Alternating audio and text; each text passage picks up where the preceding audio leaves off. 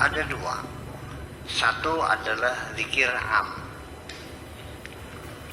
artinya zikiran alam semesta, bahwa semua apapun yang ada di langit dan yang ada di bumi semuanya berzikir kepada Allah.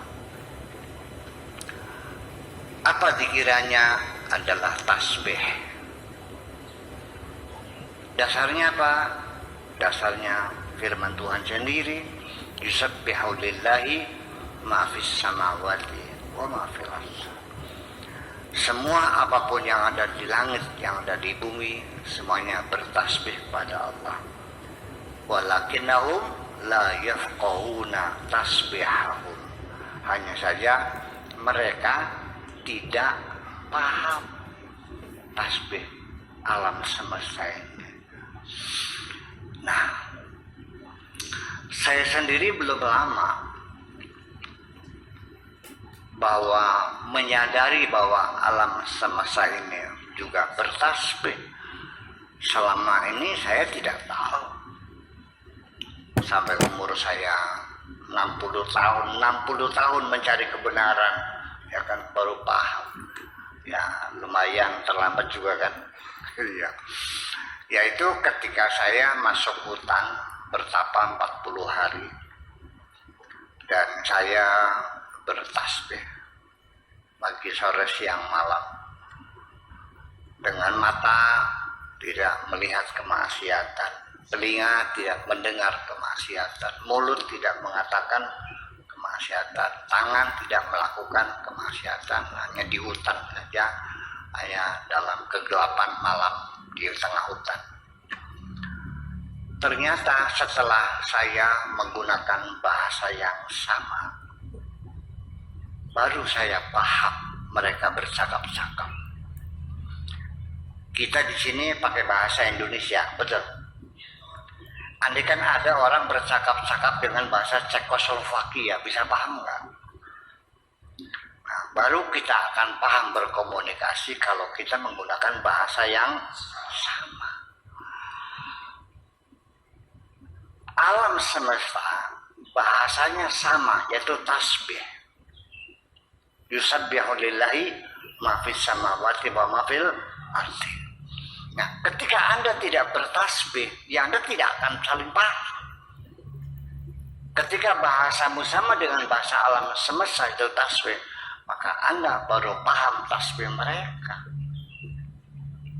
Kira-kira begitulah.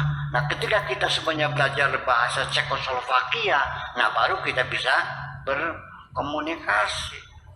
Nah, setelah sekian lama berulang-ulang dari hutan ke hutan, dari hutan ke hutan, ya ternyata yang dulunya suara jangkrik, krik, ternyata juga bertasbih juga. Canggareret, namanya canggareret itu berbunyi serentak bersama-sama, ribuan canggareret menjelang matahari tenggelam. Prepet, namanya canggareret. Nah, kemudian ketika malam menjadi gelap sempurna, yaitu masuk isya, berbunyi lagi. Kemudian menjelang subuh. Jadi kalau di hutan kita dengerin itu aja, itu tanda maghrib. Tepat waktu mereka. Itu sama orang berazan. Ternyata bunyinya Allah Akbar. Iya. Yang jangkrik yang tadinya seperti bunyi, ya ini bisa Anda mendoa itu kan imajinasinya Buya aja, silakan, tidak masalah. Tapi saya hanya cerita apa yang saya rasakan.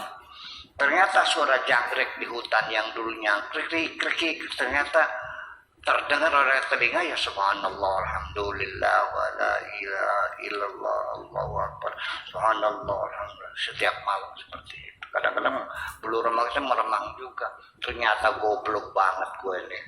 Selama ini nggak paham. Al-Quran mengatakan walakinnahum la yafqahuna tasbihahum.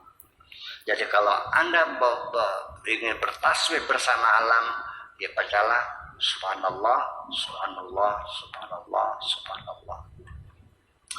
Berapa banyak? Ya sudahlah, saya ngasih banyak-banyaklah, 1000 kali setiap habis salat.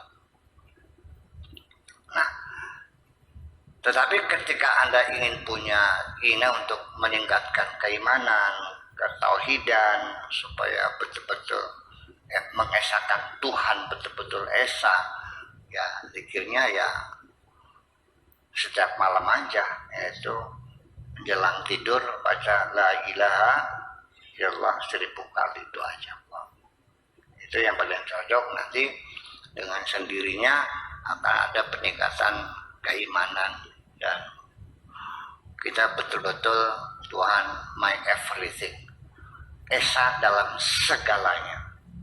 Ya, jadi sekalipun kita berobat dengan obat yang paten, dengan dokter yang hebat, pengalaman lalu sembuh, tetap yang menyembuhkan adalah Allah saja. Itu hanya sebagai perantara saja secara syariat. Kita tidak disalahkan bersyariat. Bahwa sakit ya ke dokter dong. Iya kan? Kalau pakai ilmu, sekolahnya juga mahal, miliaran sekolahnya. Dan paling lama 7 tahun kok, baru S1.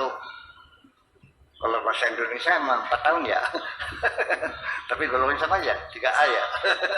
Nah itu, bulit kan ini. Nah itu. Nah, seperti itulah kira-kira. Jadi maksud saya pada akhirnya, tetapi juga tidak boleh disalahkan. Ketika orang meyakini yang menyembuhkan hanya Allah. Sehingga ketika saya ajak ke rumah sakit dia nggak mau. Dia tetap berkeras biar Allah yang menyembuhkan, nggak salah juga.